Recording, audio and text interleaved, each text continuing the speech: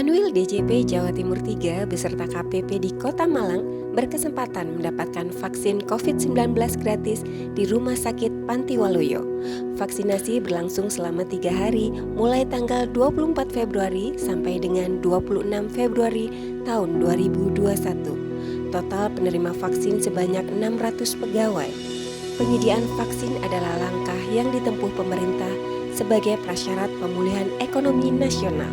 Pemerintah telah menganggarkan dana untuk pengadaan vaksin sebesar 18 triliun dan untuk pelaksanaan vaksinasi sebesar 3,7 triliun bagi 160 juta penduduk Indonesia.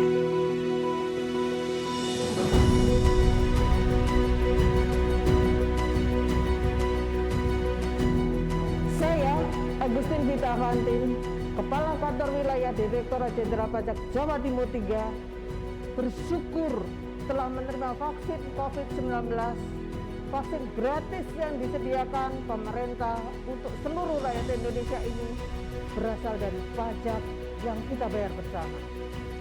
Vaksinasi adalah bentuk kepedulian dan kegotong royongan kita melalui pajak dan kesehatan negeri. Salam sehat, salam bahagia, pajak kuat, Indonesia maju.